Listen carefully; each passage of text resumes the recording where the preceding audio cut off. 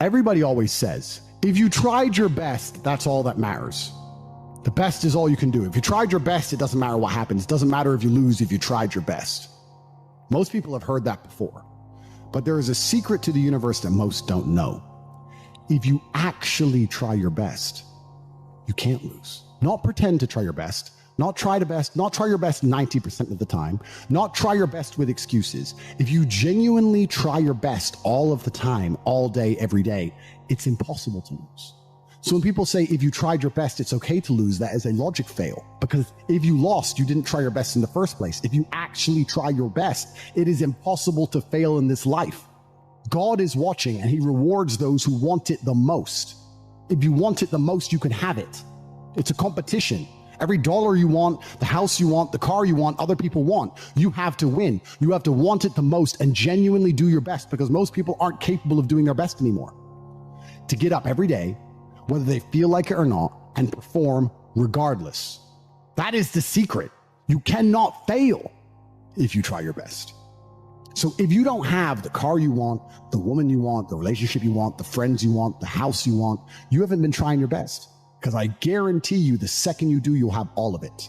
I believe there's only 3 reasons people are not rich. One of 3 reasons. They're either stupid, arrogant, or lazy. Stupid is actually the smallest category.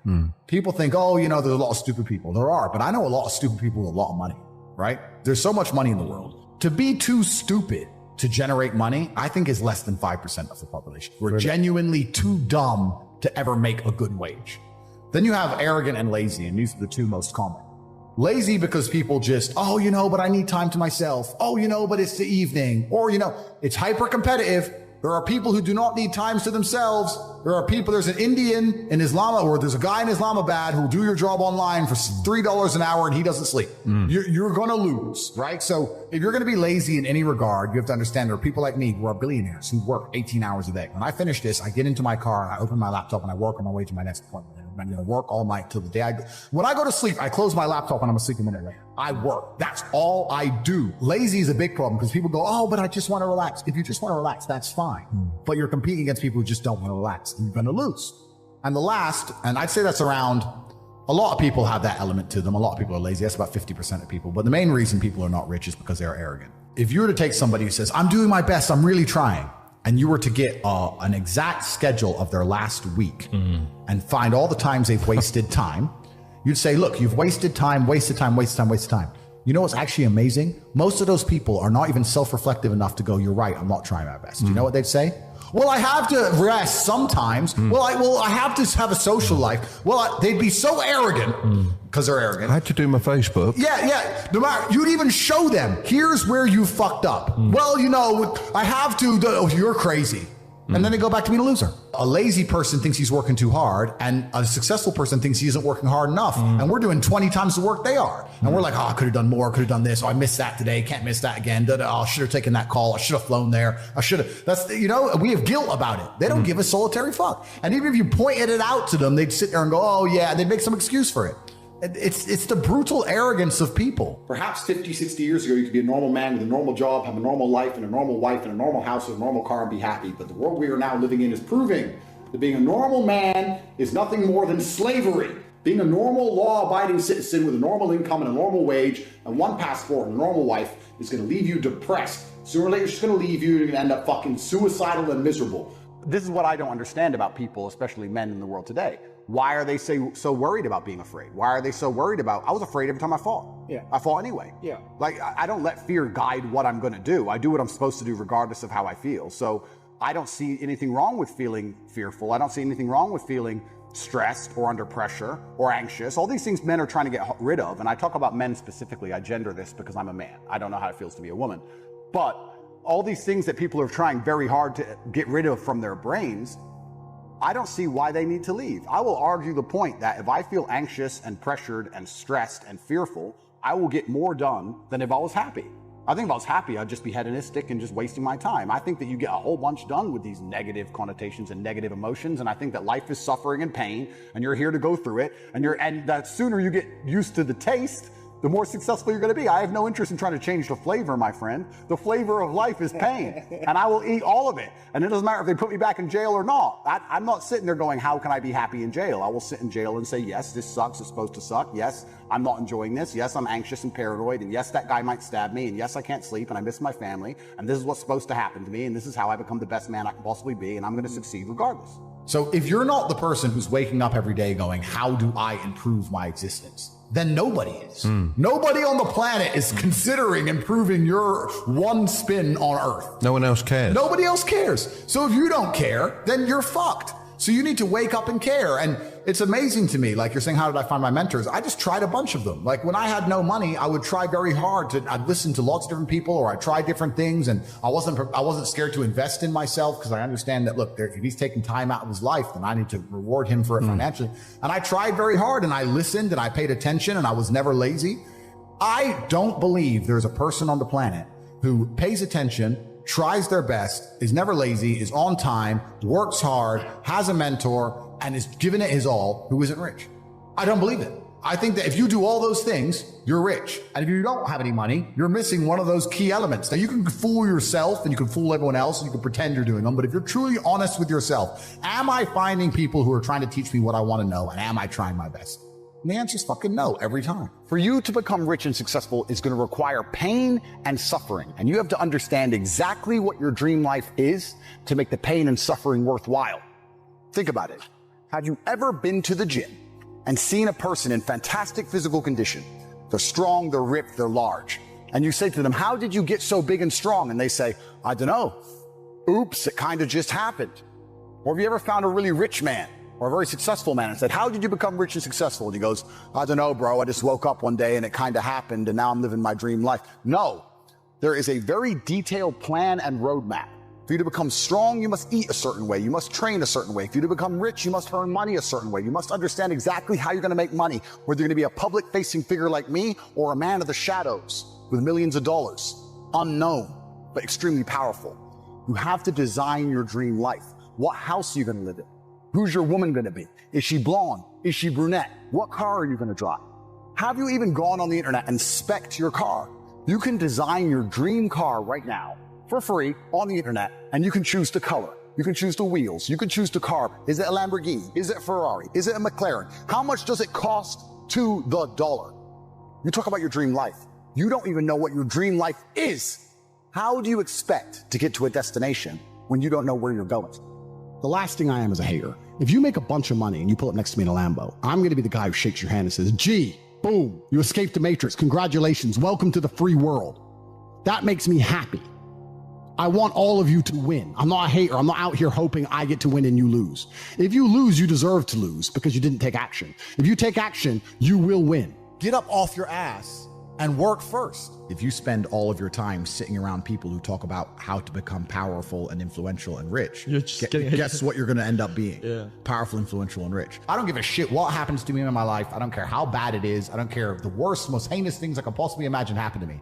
I know that my sadness, my depression will be temporary because I will never stay a loser. It's against my creed. It's not in my DNA. I hope this pisses you off because I'm telling you to annoy you. That you're sitting there struggling to pay your bills. There are people out there making so much money you couldn't possibly fathom, who have anything they want all of the time. And you may sit there and go, oh, but they're miserable. A lot of them aren't. Trust me, they're having a great time. So you need to make a bunch more money because there's money everywhere. I'd look at a beautiful woman and go, I can go on a date with her and she's absolutely gorgeous and perhaps we'll fall in love and it'll be great. But you know what? I'd rather work. I just want to conquer the earth. I don't care about anything else. So you need to start identifying how your money is taken from you. Because once you identify how your money is taken from you, you can start to actually intelligently think about how you can take money from other people. The only time being a man ever is good is if you become an exceptional man. He understood. Be near the money. I have no money. Money's over there. Well, let me get closer to it. No point staying over here on my fucking own. Let me at least get closer to it. That was 17. The brokey days were good days, bro, man. Like, I'd get McDonald's and you're laughing with your boys. Yeah. The brokey days are great. And I'm not complaining about being rich. Obviously, I worked hard for this and it's a fantastic life I live now.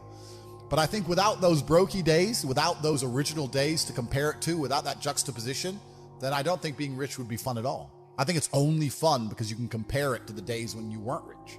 That's the only thing that makes it fun. The only thing that makes my $10,000 steak fun is that you can laugh saying how you never had 10 grand in your bank till you were 27 years old. Yeah. Like otherwise it's boring. Otherwise okay, steak.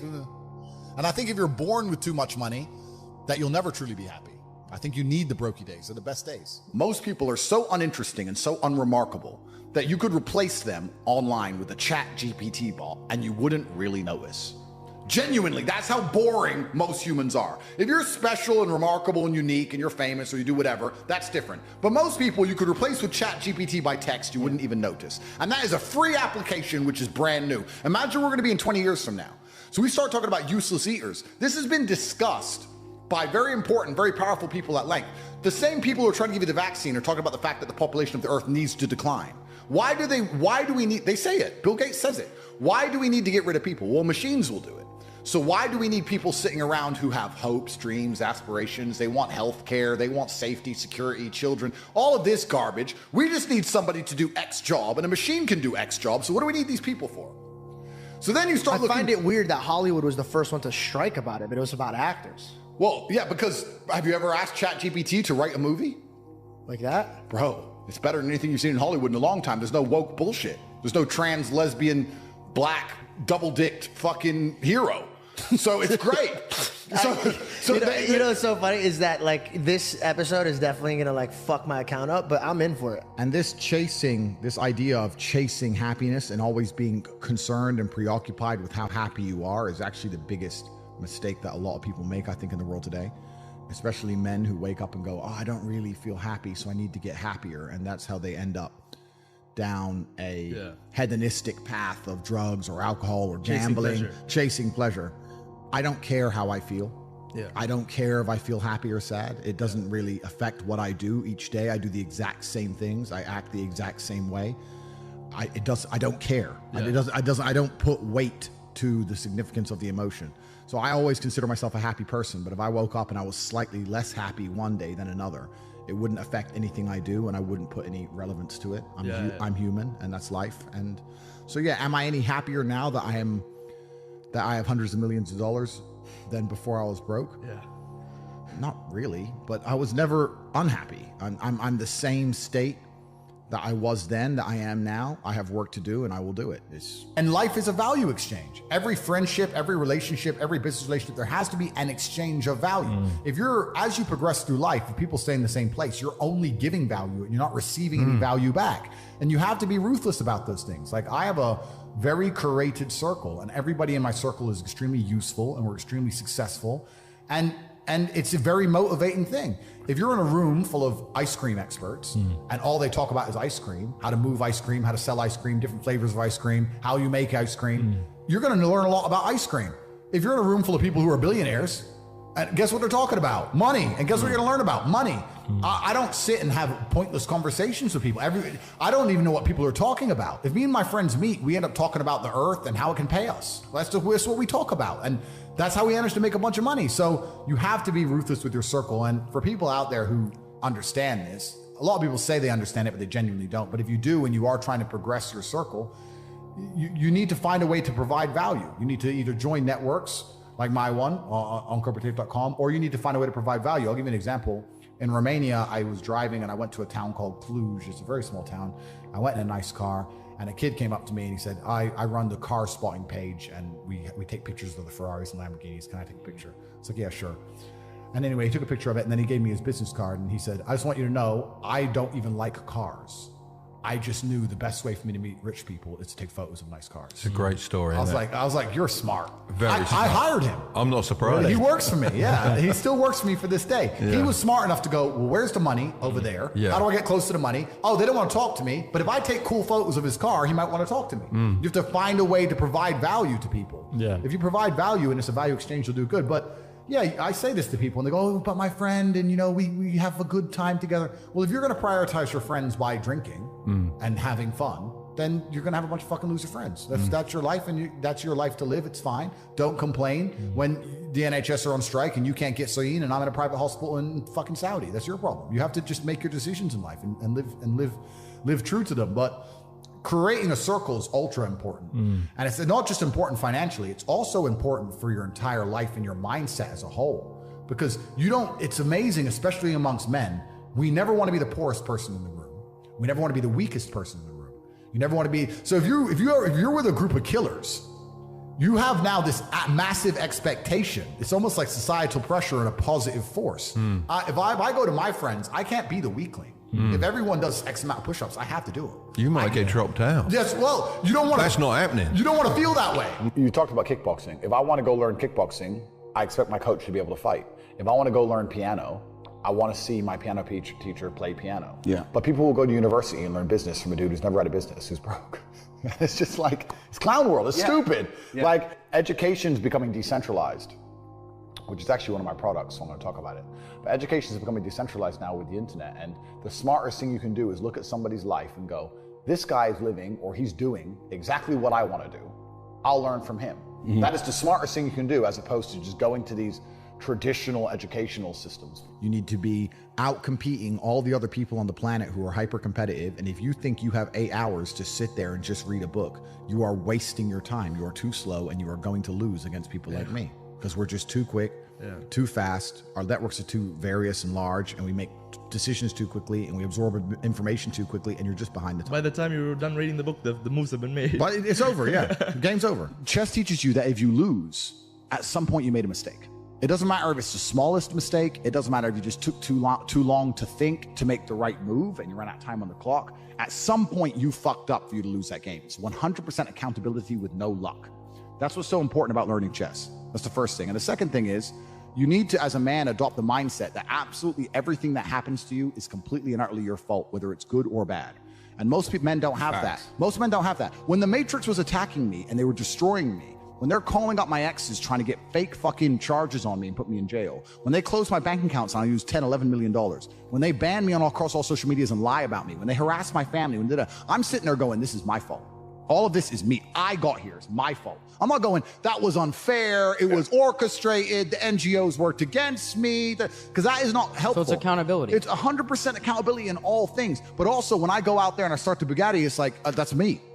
This is my fault. The car is my fault, and the big house is my fault, and everything that ever goes wrong is my fault. And the failures. Yeah, absolutely. You have to take complete and utter accountability for everything. You can't make excuses ever. Yeah. There's never an excuse. And you're right. People try and put things on the outwards on the outside.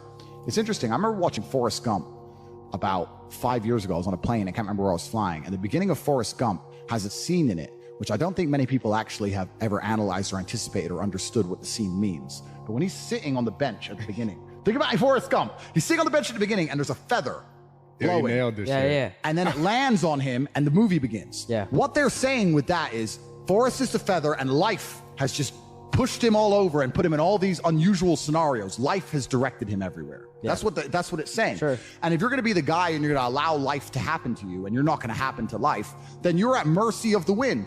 Perhaps it might work out okay, but it might not, right? So you have to be the guy who goes, okay, the wind's blowing in this direction. Fuck them. I'm doing this. You have to come to life. You can't let life come to you, because if you let life come to you, then you're going to be living inside of a matrix and a system which is designed not for you to live your best life. It's designed for you to comply, and it's not for your benefit. That's what it's really about. The whole world's about power. So when someone comes on TV and tells me I'm supposed to believe something, you need to believe this about the planet. You need to believe this about the gays. You need to believe this about this virus. You need to believe this. I sit there and I look at it and go, why do you want me to believe this?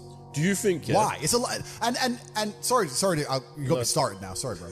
But it's like, why do you want me to believe this? Do you want me to believe this because it's good for me, or is it because it's good for you? Are the rules made for the benefit of me, or are they made for the benefit of the people who make the rules? And you sit there and you understand that all of it is programming. All of it is a lie. They want you to believe things that are not true, like go to university, get in debt, sit there, learn or get a degree, that they want you to believe all this crap so that you are as enslaved as they can make you. This is all they want. I think that the entire world was built by this God-given drive to conquer. And to conquer doesn't always mean dominate others. You can conquer the sky by building a skyscraper. You can conquer by building roads. You can conquer by construction, not only by destruction. You conquer by turning up to a new territory and having a beautiful family and creating children. I think that's inside of every single man. I think it's been dumbed down by the Matrix, but I'm uninterested in fun. I don't understand the concept of fun. Fun is for women and children. All the women around me have fun. If you ask a woman the kind of man she wants, she will never say depressed or sad, ever. She wants a man who is ultra capable, ultra competent. I've literally had women say to me, you know what I love being around you? I'm like, what? I don't have to think.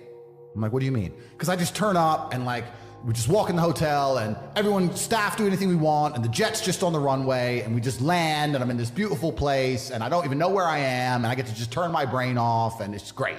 Like, they want someone who is fun and spontaneous and charismatic and successful. They don't have time for sad dudes. They don't care. So the world doesn't care. The world has never given a shit about sad men. So if you're going to sit there and self-diagnose yourself as a sad man, you're going to have a shit life and nobody's ever going to give a fuck and you're going to perpetually lose forever. And that is your decision. I am so scared of being that person. The idea of that terrifies me to the point where I don't even want to accept that as a reality that can possibly exist. I don't give a shit what happens to me in my life. I don't care how bad it is. I don't care if the worst, most heinous things I could possibly imagine happen to me. I know that my sadness, my depression will be temporary because I will never stay a loser. It's against my creed. It's not in my DNA. Ignorant people can, to a degree, be happier in certain scenarios than others. Good. Yeah, Just, because they don't understand what's really happening. Yeah. They don't understand about the battle of good and evil. They don't understand about the Matrix. They don't understand that they're a slave. Yeah. They don't understand it. And they're ignorant to how good their life could be. So they think their life is good. I understand all that. But that all changes when times get hard. Because those people are not happening to life. Life is happening to them. And they are subject to circumstances. Correct. I'm not subject to circumstance. No matter what happens, I can change country. I can fight against the wind. You are the circumstance. I can disappear. I am the circumstance. Tate arrives and circumstances change. Whereas these people cannot do that. The circumstances dictates their life, and on a long enough time scale, especially in the world we're currently living in, I think that things are going to get a lot harder for these people, and they will see soon that ignorance is not bliss because they cannot pay their heating bill. Whereas if they were less ignorant and paid attention, they'd be able to be living in a mansion like me with heating on full blast. So this is what happens. I have hundreds of people who I talk to all doing this shit. Hey, Tate, have you seen this? Boom. And I'll throw him something, he'll throw me something. Da, da. That's my ecosystem. That's who I talk to. Those are my friends. We don't talk about Rihanna. We don't talk about the football. We don't talk about Love Island. We don't talk about anything other than money. Yeah. How are we not going to make hundreds of millions of dollars? How am I not going to have money? Like, that's all we talk about. That's all we do. So I say this to people and say, when's the last time, we talked about the coffee shop example. I say this to people all the time. When's the last time you sat and talked about money? What do you mean? When's the last time you sat down with someone and talked about money? What do you mean talk about money? Well, if you don't know what to talk about, then you don't understand money. So go learn how money works. Go learn how a bank works. Go sit on YouTube for free. You don't have to pay 50 grand in 4 years at a university. Go sit on YouTube and understand money, banking, or the real estate market, any of it. Understand the last housing price crash, why it happened. Understand mortgage rates and how that's affected by interest rates. Understand it, and then go sit with someone else who understands it and talk about it. Oh, yeah, I should do that. Yeah. Back to TV. Dumbasses. My kids are broke. They are brokies. Yeah? Yeah, because they ain't going to get the lessons any other way. You know what? It's actually different. So if I had a daughter, my number one concern wouldn't be spoiling her. Because I think spoiling a chick isn't even a bad thing, really. I don't think it affects their mentality nearly as much as a man. But the problem with spoiling a woman is, if she has too much access to money, a man's going to get hold of it. I've been around, bro. I know. If let's say I had a daughter and she's 18 and she has access to a bunch of money. Her boyfriend, whoever the fuck he is, if he has any game, is going to be in the club on my money, driving her fast car with no insurance. PS5 paid for. You know what I'm saying? She'll be buying him nice presents and shit. So that what annoys me about the chick. So she can't have any money because I don't want some fucking side dude getting it. Yeah. My son ain't going to get any money because I don't want him losing his hunger. I want him to grow up broke. I want him to go through all the struggles I went through. I want him to suffer. I want him to have that fire. Now, I had some major disadvantages due to the fact that I had absolutely zero access to money. My family was completely broke. So I will give him some advantages. Let's say like when I was a fighter and I was fighting and I couldn't pay the rent. If my son, when he wins his fight, I'll give him a financial bonus myself for winning. But he still has to go win. Yeah. You understand what I'm saying? My kids are not going to be born into any kind of wealthy environment, into any kind of money. When I have children, I probably won't even raise them in a Western country because I think Western countries are soft. Bro, if I have boys, I want them growing up in deep Russia. Hardcore ones. Yeah, with like in the mountains with the goats. Like just running in the snow barefoot. Khabib ones. Yeah, I want monsters. That's what I want. I don't see the point in having to send them to some private school to sit around with a bunch of fucking toffs. Yeah. I don't see that. I think the best education in the world comes from the streets and comes from hardship. I don't think a private school can teach my kids anything that I can't teach them or that they actually need to know. You know, so when I have children, their lives will be very, very hard.